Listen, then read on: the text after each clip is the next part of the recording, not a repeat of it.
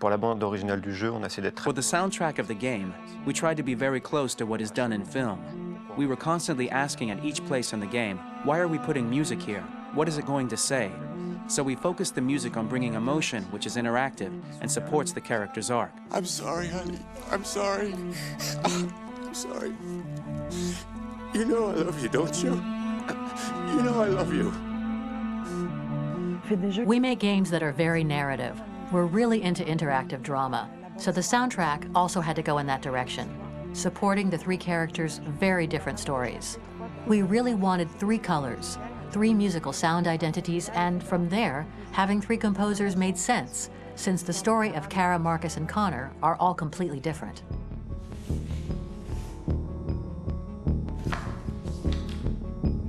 You recognize him?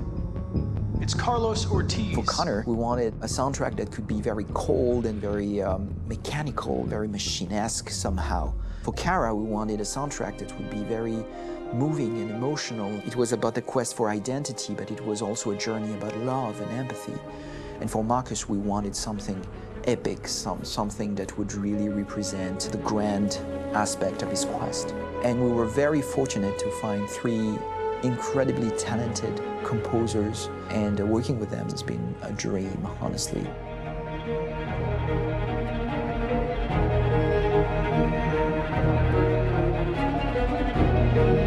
My name's Philip Shepherd, and I'm a composer and a cellist and a producer. And today we're at Abbey Road Studio One, which is my favourite studio in the world. And today we're recording the soundtrack for Kara from Become Human.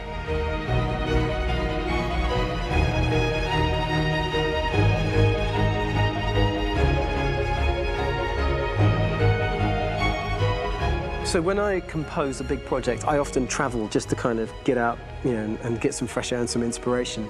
And I go hiking and traveling in Montana a lot. I had a log fire in the room that I was staying in, and the flames were kind of making absolutely direct music. And it became the basis for Kara's theme, and it sounds something like this.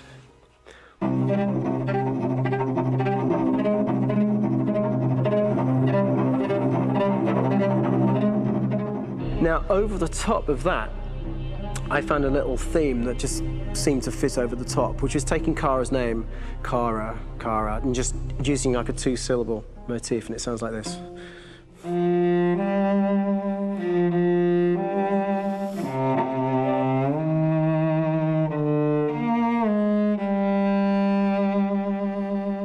going to pull through this, Alice.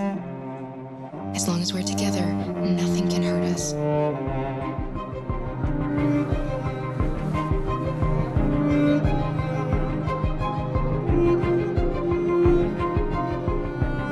And all the time that's fitting over.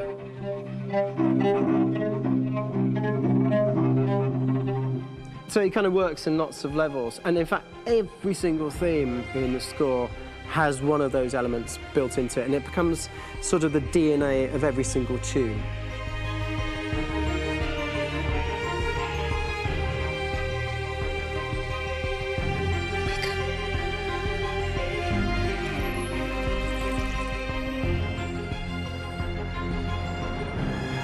For me, writing this theme for Kara, I actually had to tap into what it feels like to be a father to daughters. I really had to tap into everything I feel about my daughters and thinking, well, if I had to write music for them and that sense of trying to protect them but also give them the freedom, that's totally where it came from. Because each composer has been given the sort of narrative responsibility for very different characters, I haven't had to sort of go into other styles. I can actually be very loyal to this particular character and sort of hopefully encapsulate her. But it means also I've suddenly become very connected to this character. And if for some reason it goes to game over early, I'm going to be mortified, you know? They're over there!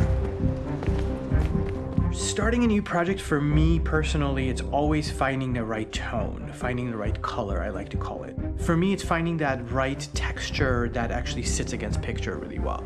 One of the biggest things is I created custom instruments for Connor.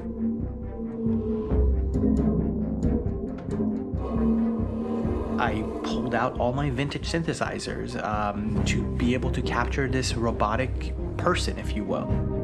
My approach to all of these custom instruments is that I hear the sound in my head.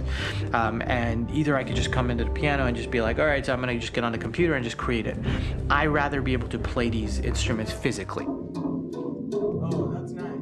If you can do that.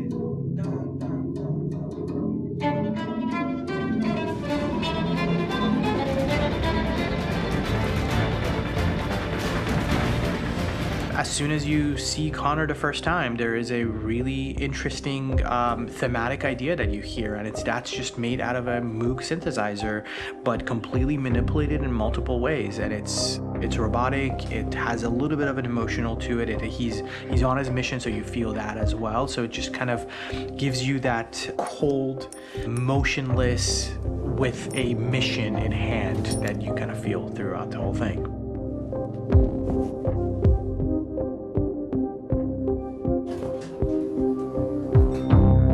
Because the music evolved, one of the things that I was very weary and I was very kind of focused on was the way that the music has to evolve. So my idea behind it was that Connor is a singular android that could at any point become a deviant or could actually stay as an android. So I created a more or less an Connor theme, and then I was able to just manipulate it in different aspects of it. Is everything okay, Lieutenant? Chris was on patrol last night. He was attacked by a bunch of deviants. I'm a human being writing for a robot, and throughout Connor's journey, he meets someone, he meets a partner. So how do you deal with a robot feeling? And I've met a partner that I'm gonna work with, or all of a sudden he sees a dead body. Does this robot have an imagination? Does this robot have a feeling? And if yes, how do you translate that into non-emotional music? So it basically at any point I was just like, I can't do this, and then I just do it. Property was damaged and fires continued to rage in several major districts across the city. Some people are asking, have androids become a threat to our security? When I first started really digging in on Marcus, the one thing that I really tried to capture was the transformation process. You know, Marcus is this android that evolves over the course of the game and really goes from kind of figuring out that he's more than just an android. You know, he's starting to develop kind of a human soul in a way. Try to imagine something that doesn't exist, something you've never seen. Now concentrate on how it makes you feel and let your hand drift across the canvas. The other side of Marcus that I really latched onto was that he almost became a savior for a lot of the other androids in the game. So when I started developing the theme for Marcus, I really made it like a church hymn.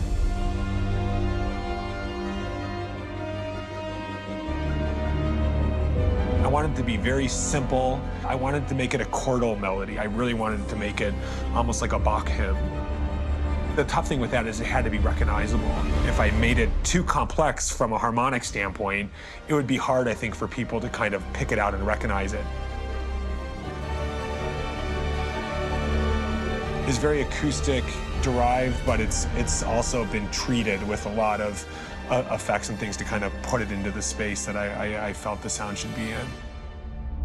It can be beautiful, it can be haunting, it can be extremely powerful from an action standpoint, and I'm really happy with the way it turned out. The music is there, but it's subliminal and it's emotional, and people are feeling it, and it's not distracting. And that's tricky with a game like this, where you have to have a lot of ins and outs like that, where the music kind of has to get in and out of these moments. This is a war we're fighting with the humans. If we fail, they'll destroy us. I think the game's been put together so well where I just wanted to make sure that I wasn't ruining the emotion.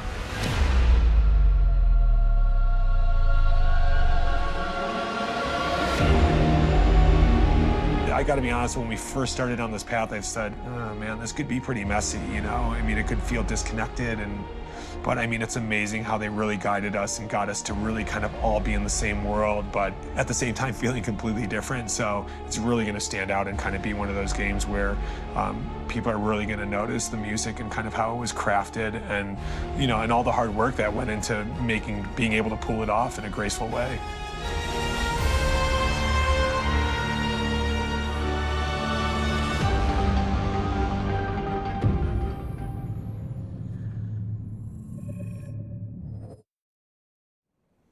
Hold on just a little while longer. Hold on just a little while longer. Everything will be all right. Everything will be all right. Fight on just a little while longer. Fight on just a little while longer. Pray on just a little while longer. Everything will be all right. Sing on just a little while longer. Sing on just a little while longer. Sing on just a little while.